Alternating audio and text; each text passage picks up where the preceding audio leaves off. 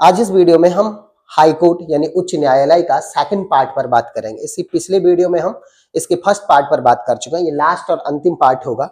इसमें हम क्या बात करने वाले देश में हाई कोर्ट कितने हैं, है ना, हमारे देश में कितने हाई कोर्ट है, और इसके अलावा हम अनुच्छेद 231 पर भी बात करने वाले हैं। ठीक, और भी जो 2-4 पॉइंट बच जाएंगे हम उन पर भी बात करेंगे, लेकिन सबसे इंपॉर्टेंट होगा अनुच्छेद 231। देखो, सबसे पहले मैं बात कर रहा हूं, आप जानते हैं संविधान कहता है कि प्रत्येक राज्य का अपना एक कोर्ट होगा। कौन सा अनुच्छेद कहता है?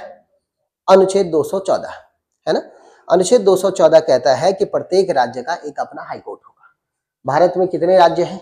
28 राज्य और 8 केंद्र शासित प्रदेश।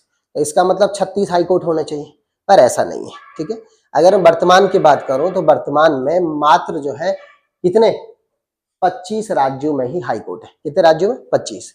अब उन 25 में भी 2 केंद्र शासित प्रदेश है जिनके अपने हाई कोर्ट है। ठीक, कौन है वो 2 केंद्र शासित?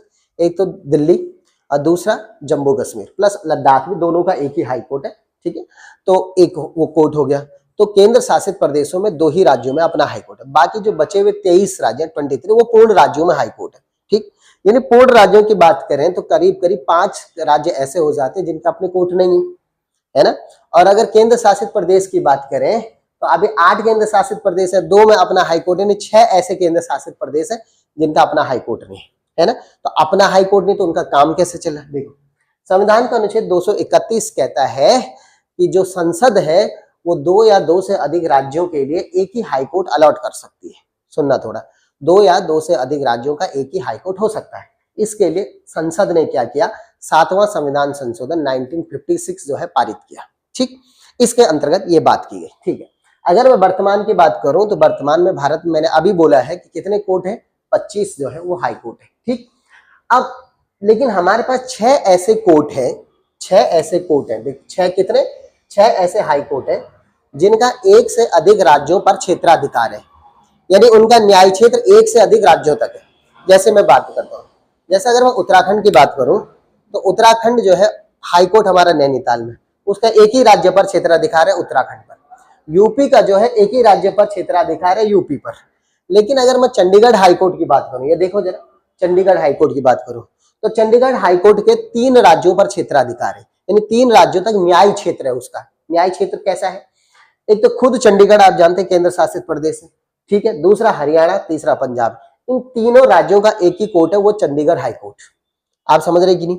ऐसे 6 ऐसे कोर्ट हैं जिनके 1 से अधिक राज्यों में न्याय क्षेत्र है, यानी 1 से अधिक राज्यों पर न्याय क्षेत्र जो है उनके अधीन आता है। देखिए, दूसरा, पहले हम चंडीगढ़ पे बात कर चुके हैं, दूसरा है मुंबई हाईकोर्ट। दूसरे नंबर पे मुंबई हाईकोर्ट के अंतर्गत खुद का मुंबई, महाराष्ट्र तो है एक, दूसरा गोवा भी मुंबई हाईकोर्ट के अंतर्गत आता है ना, उनका भी कोर्ट मुंबई है।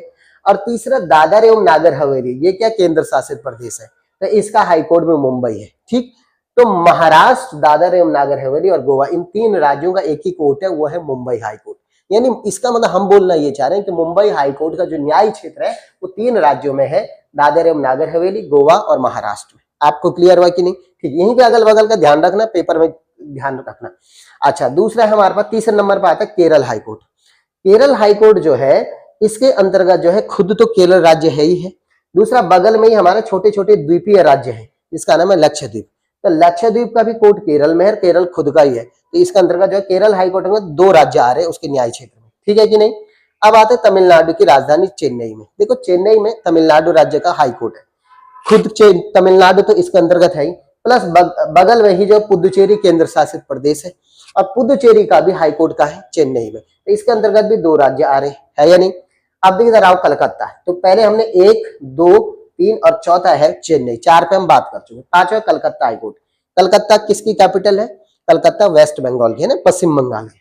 तो कलकत्ता जो हाईकोर्ट है खुद पश्चिम बंगाल का है, तो एक राज्य तो वो हुआ। दूसरे अंडमान निकोबार, जो यहाँ पे छोटे छोटे द्वीपीय हमारा राज्य है, अंडमान एवं निकोबार द्वीप समूह, जो कि केंद्र शासित प्रदेश है, इसका भी हाईकोर्ट कलकत्ता हाईकोर्ट है। ठीक, यानी 2 राज्यों का एक ही हाईकोर्ट, अंडमान और निकोबार और वेस्ट बंगाल का कलकत्ता हाईकोर्ट। ठीक है कि नहीं?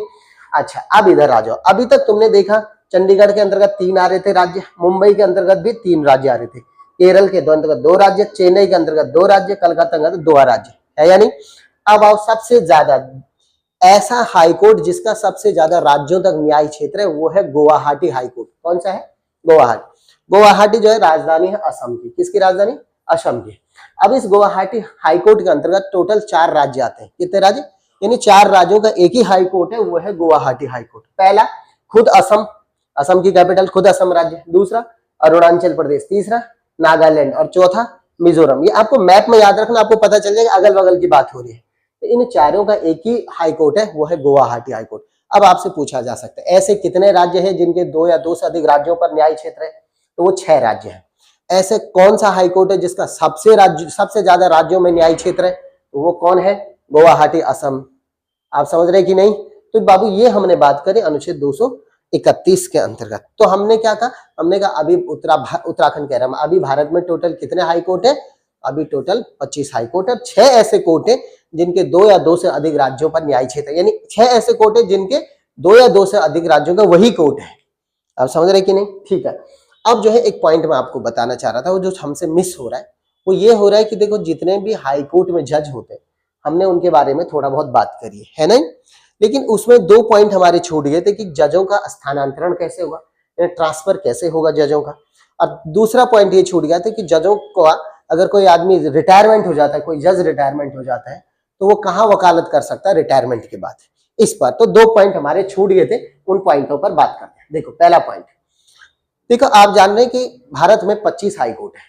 अब हाई कोर्टों में जज भी हैं, है ना, लेकिन एक हाई कोर्ट से दूसरे हाई कोर्ट में जज जाएगा कैसे, ट्रांसफर कैसे होगा उनका, है ना, एक हाई से दूसरा हाई कोर्ट ट्रांसफर कैसे होगा। देखो एक हाई कोर्ट से दूसरे हाई कोर्ट अगर जजों का ट्रांसफर करना है तो वो ट्रांसफर कौन करता है? जल्दी बताइए तो भारत का राष्ट्रपति करता है। कौन करता है? भारत का राष्ट्रपति। राष्ट्रपति जरूर करता है, लेकिन एडवाइस किससे लेता है?